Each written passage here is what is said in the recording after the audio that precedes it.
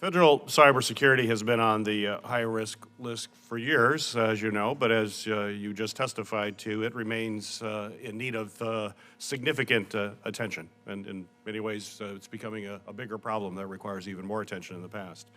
FISMA, for example, the federal oversight, hasn't been updated in almost a decade, and that was before CISA or the National Cyber Director even existed, and yet we haven't updated some key pieces of legislation.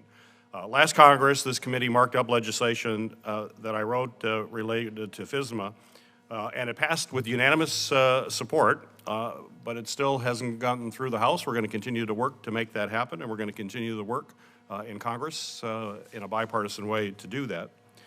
But my question for you, sir, is you've been sounding the alarm on federal cybersecurity for more than 2 decades now. And as we continue to work on this issue, what do you believe are really the key things that we should be focusing on to make these improvements going forward?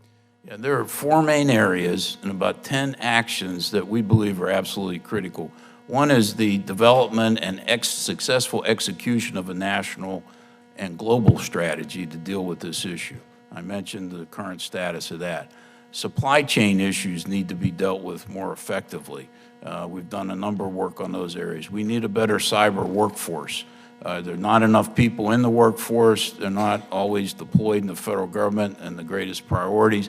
And we need to get ahead of emerging technologies. And artificial intelligence and quantum computing will dramatically increase the cybersecurity concerns. I mean, quantum computing could break encryption methods that are currently being used. We need to get prepared for these things ahead of time, which is why I tried to raise this issue. I first put on the list in 1997 to try to get action. Secondly, we have to get the federal agencies to have more comprehensive, effective security programs. Most of the federal agencies are rated by their inspector generals as not having effective IT programs. That's why FISMA reform is needed.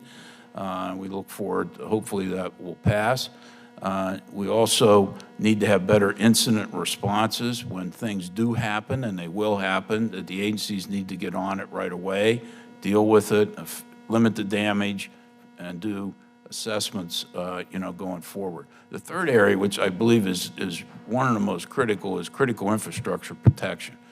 I don't think the federal government really knows the preparedness of many of these important sectors of our economy as much as they should in terms of the electricity grid, the communications networks, the financial markets, and many other areas. And so there needs to be much more partnership between the federal government and the private sector in this area if we're going to really have a successful activities, because right now it reminds me of the situation before 9/11 where a lot of people had information but it wasn't being shared with one another. Lastly, privacy laws need to be desperately updated. Privacy Act was passed in 1974. There's been some minor improvements, more recent legislation, but it really doesn't meet the needs of the private sector or well serve the American people. Well, I want to pick up on critical infrastructure. In your report, you noted that 6 out of the 9 sector risk management agencies need to better measure how critical infrastructure entities are actually addressing the cybersecurity risk, as you alluded to there in your last answer. You've also recommended that CISA establish milestones and timelines to help sector risk management agencies carry out their responsibilities. So my question for you is, sir, is in your view, are sector risk management agencies resourced and organized to handle their responsibilities, or is there something else we should be thinking about? There needs to be more work to have them better organized and resourced. On the resource side, it's considered in many cases to be a corollary duty to their normal responsibilities, so they're really not dedicated to this effort.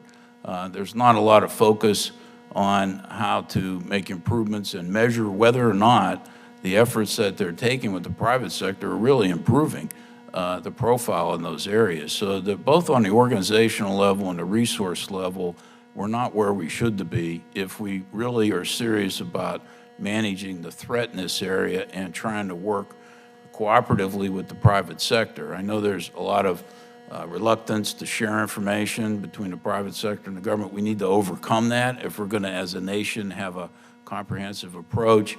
There needs to be some compromise on requirements. I know there's a little resistance to a lot of regulation, and I'm not advocating that, but we need to get more serious and have some more compromises. And where there is a federal regulatory role, we should use it properly. Sir Dodaro, the Toxic Substances Control Act provides EPA with the authority to review chemicals already in commerce to keep the public safe, as you're well aware. However, there are thousands of PFAS chemicals still in use that have not yet been fully evaluated by the EPA.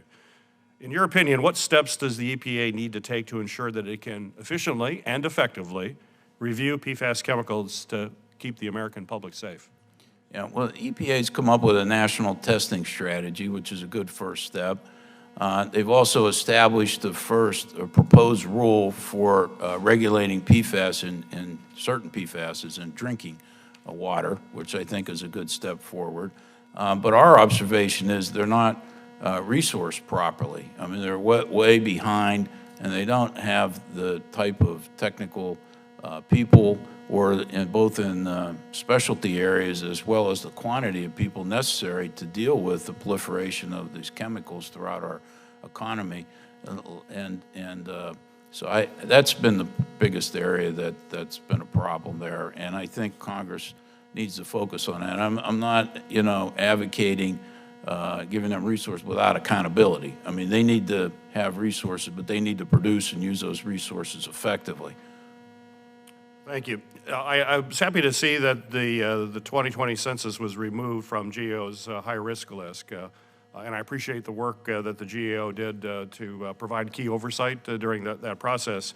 However, I think we should learn from some of the problems that occurred in the last census, and it's really critical that we do that. And one item in particular was the undercount of many populations, including in the city of Detroit. And we need to address this problem going forward. It has a significant impact on a local area, as you know. And the Bureau must incorporate lessons learned in the 2030 census planning process as it's ramping up. So I just quickly, in the time here, will you commit to continuing the oversight of the Census Bureau? And even though it's off this list, it's still going to require some pretty close oversight. Absolutely, absolutely. One of my earlier assignments at GAO was looking at preparations for the 1990 census. So we've followed every decennial since, and we will continue to do so.